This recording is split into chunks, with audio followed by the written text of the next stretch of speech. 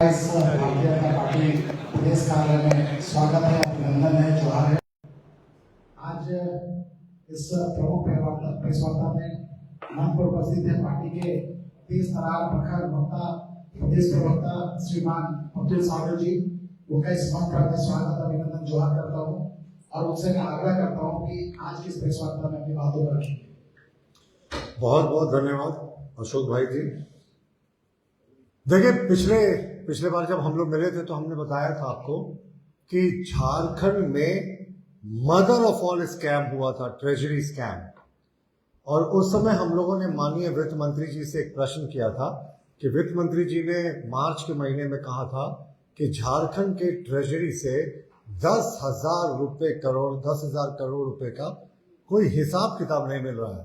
तो हमने उनसे जानना चाहा था कि क्या ये रकम ट्रेजरी घोटाले की ही है।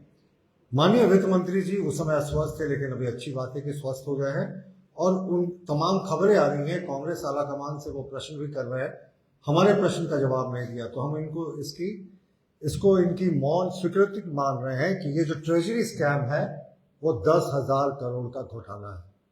और देखिए, ये घोटाला आप लोगों के माध्यम से आज झारखंड की जनता जानती है, देश की जनता भी जानती है और ये एक तरीके से राष्ट्रीय मुद्दा हो गया। आज हम आपको दिखाएंगे तथ्यों के जरिए, पत्रों के जरिए कि किस तरीके से झारखंड सरकार 10,000 करोड़ के इस मदर ऑफ ऑल स्कैम घोटाले का दफनाने में पूरे तरीके से लगी हुई है, सुनियोजित तरीके से दफना रही है। दूसरा मुद्दा, हम आपको एसआईटी जो बनी है, जो जांच करेगी अलग अलग जगहों पे जाकर, उसकी आपको हम सच्चाई दिखाएंगे कि एसआईटी में किस तरीके से उन्हीं लोगों को रखा गया है जो कहीं ना कहीं इस घोटाले में जिनका खुद की भूमिका जो है वो बहुत संदिग्ध है।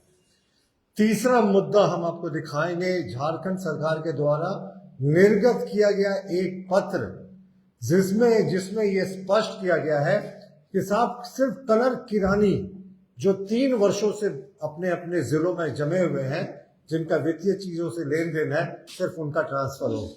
डीएसपी, एसपी, बड़ी मछलियों के तबादले का कोई जिक्र नहीं किया गया है, जबकि ड्राइंग एंड डिसबर्सिंग ऑफिसर्स अधिकतर जिलों में डीएसपी, एएसपी और कई जिलों में एसपी भी रहे हैं।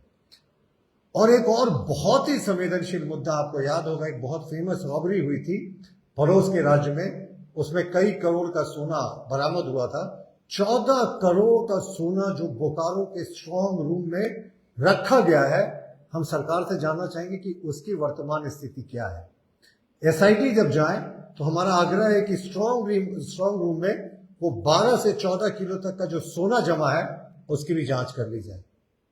तो ये नतरो इंट्रोडक्शन था। अब आपको लिए चलते हैं हम ट्रेजरी स्कैम की ओर कि ट्रेजरी स्कैम में किस तरीके की चीजें हुई। सबसे पहले हम आपको बताते हैं कि झारखंड सरकार ने जब ये ट्रेजरी स्कैम सामने आया, हम लोगों ने मांग की थी कि ड्राइंग डिसबर्सिंग ऑफिसर्स जो है उनका अविलंब तबादला किया जाए जिलों से, क्योंकि हाल तक ये घोटाला चलता रहा है। जिलों में पुलिस विभाग में ये डीएसपी और एएसपी और एसपी रैंक के थे, किसी का तबादला नहीं हुआ। बोकारो एसपी का हुआ, उसके अतिरिक्त किसी भी ट्रांसफर नहीं हुआ। 13 जिलों में ये जांच चल रही है। दूसरा, एक वित्त विभाग के निर्णय के आलोक में झारखंड सरकार ने पत्र लिखा। पत्र संख्या मैं आपको बता रहा हूं, 2-12/26,252। इस पत्र के जरिए झारखंड सरकार ने लिखा कि वित्त विभाग चाहती है कि जो भी वित्तीय लेन देन से जुड़े क्लर्क, किरानी जैसे छोटे हैं स्तर पे लोग हैं, उनका ट्रांसफर कर दिया जाए जो 3 वर्षों से जमा है। हमारा मूल प्रश्न आज भी वही है कि सिर्फ छोटी मछलियों की ओर ये सरकार क्यों देख रही है। भाई, असली लड़ाई, असली घपला घोटाला तो इस सरकार में ड्राइंग एंड डिसबर्सिंग ऑफिसर्स ने किया है, जो डीएसपी, एएसपी और एसपी रैंक के हैं। अब आपको हम दिखाते हैं कि किस तरीके से राज्य सरकार जो है, एसआईटी का जरा ट्रैक रिकॉर्ड दिखाते हैं आपको। उत्पाद सचिव के नेतृत्व में एसआईटी बनी। एसआईटी की टीम ने 2020 से जो जांच रिपोर्ट मांगी। जब एजी के संज्ञान में ये बात आई, 8 तारीख को ये टीम बोकारो जाने वाली है, तो एजी ने आपत्ति की कि साहब, हमने तो लंबे समय से मांगा है हजारीबाग जिले में, तो आप सिर्फ 2020 से क्यों मांग रहे हैं। उसके बाद एसआईटी ने 2011 से रिकॉर्ड मांगा, यानी एजी ऑफिस को इस पर आपत्ति करनी पड़ी। अब एसआईटी टीम के कौन कौन सदस्य हैं, अब आप ये भी देख लीजिए कि एसआईटी टीम जो जांच कर रही है उसके सदस्य कौन है। उसके सदस्य के दौरान एक ऐसे सदस्य भी हैं जो 2022 के दौरान बोकारो के एसपी थे और 2014 से 16 के दौरान हजारीबाग के भी डीएसपी थे। ये दोनों जिलों में उसी कालखंड में बड़े पैमाने पर घोटाले का आरोप लगा है। अब ये वही सदस्य हैं जो जाकर जांच करेंगे उसी जिले में जहां पर ये खुद एसपी थे और उस कार्यकाल में आरोप लगा, और हजारीबाग में भी जब वो डीएसपी थे तो उस समय घोटाले का आरोप लगा। इस जांच समिति के एक और अधिकारी हैं, सीनियर पुलिस ऑफिसर है, आईपीएस है, 27 नवंबर 2017 से बोकारो में एसपी थे, 2019 तक इसी पद में रहे। 2018 में इस घोटाले का मास्टरमाइंड माना जाता है कौशल पांडे को। कौशल पांडे का 2018 में बोकारो जिला में ट्रांसफर होता है और उसी एसपी के कार्यकाल में उस समय पुष्पा टोप्पो थी, प्रभा टोप्पो माफ कीजिएगा, वो अकाउंट सेक्शन की प्रभारी थी पुलिस विभाग की। उनको हटाकर इस घोटालेबाज किंग पिन कौशल पांडे को इसी एसपी के कार्यकाल में यहां पर अपॉइंटमेंट दिया जाता है। तो आप सोच सकते हैं कि अब ये भी जांच समिति के सदस्य हैं जो जाकर जांच करेगी। तो इसीलिए एसआईटी पर हमारा प्रश्न है। 2 सदस्यों का मैंने आपको ट्रैक रिकॉर्ड दिखा दिया, दोनों सीनियर आईपीएस ऑफिसर्स हैं और वो कहां जांच करने जा रहे हैं, ये भी एक बड़ी इंटरेस्टिंग बात है। देखिए, वो जांच करने उन जिलों में जा रहे हैं जहां आज भी डीडीओ, जिनके पास पैसा निकासी का पावर है, आज भी वही लोग बने हुए हैं जिन पर आरोप लगा है। सरकार ने तो सिर्फ कलर और किरानी के ट्रांसफर का ऑर्डर दिया, लेकिन जांच समिति में जो लोग हैं जिन पर खुद प्रश्न है उनके कार्यकाल में अवैध निकासी हुई, वो जा रहे हैं और किसके सहयोग से जांच लेंगे जिलों में? उन्हीं अफसरों के सहयोग से लेंगे जिनके ऊपर खुद इस घोटाले का आरोप लगा है। तो यह सरकार पूरे तरीके से इस घोटाले को दफनाने में लगी हुई है। एसआईटी की कमेटी पर हमारी जो है वो क्वेश्चन मार्क है कि साहब आपने ऐसे सदस्यों को क्यों रखा। और दूसरा आप देखें, एक बड़ा इंटरेस्टिंग फैक्ट है, यह फैक्ट को आपको जानना चाहिए। कुछ समय पहले एक बहुत बड़ी डकैती हुई थी पड़ोस के राज्य में, कई किलो सोना की रिकवरी हुई थी। बोकारो के स्ट्रांग रूम में बताया जाता है 12 से 14 किलो सोना जो है वो जब्त करके रखा गया। तो हम एसआईटी की टीम से आग्रह करेंगे, जब आप बोकारो जा रहे हैं 8 मई को, तो जरा एक बार स्ट्रांग रूम को भी खंगाल कर देख ले भाई कि वो चोरी किया हुआ, जब्त किया हुआ 12 से 14 किलो सोना सुरक्षित है कि नहीं। और ये हम आप तरह नहीं कह रहे साहब, कहीं ना कहीं कुछ सूचनाएं आती हैं और हम तो सरकार से स्पष्टीकरण जानना चाहते हैं कि 14 किलो सोना सुरक्षित है ना, कि उसको भी चूहा कुतर गए। तो ये भी जानकारी हम सरकार से मांगना चाह रहे हैं। और देखिए, झारखंड सरकार की वित्तीय नियमावली और जो ट्रेजरी कोड है उसका जो संख्या है पॉइंट नंबर 305, वो स्पष्ट करता है कि डीडीओ को इस तरीके से खर्च करनी चाहिए जैसे वो अपने घर का खुद खर्च कर रहे हैं। झारखंड वित्तीय नियमावली और यहाँ ट्रेजरी कोड का पॉइंट 305।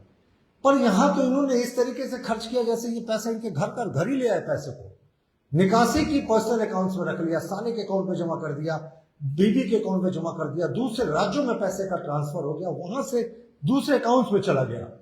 और इतने दिनों के बाद भी झारखंड सरकार ने कोई इसमें ठोस रिपोर्ट नहीं दी है। देखिए, झारखंड सरकार को जो प्रिंसिपल अकाउंटेंट जनरल है झारखंड के, उन्होंने 2 अप्रैल 2026 को एक रिपोर्ट दी है। बहुत चौंकाने वाली रिपोर्ट है। अगले 2 मिनट इस रिपोर्ट को गौर से सुनिएगा। इस रिपोर्ट में जो कालखंड का जिक्र किया गया है वो 2023 से 2026 जनवरी के बीच का है। उसके पहले का रिकॉर्ड भी सरकार के पास का होगा। ये नवीनतम रिपोर्ट है। इस प्रिंसिपल अकाउंटेंट जनरल के रिपोर्ट के अनुसार 58% डीए जो दिया जाता है उसको कई गुना बढ़ाकर निकासी कर ली गई। यानी डीए की अपर लिमिट 58% है, लेकिन निकासी कई गुना ज्यादा पुलिस अधिकारियों ने कर ली।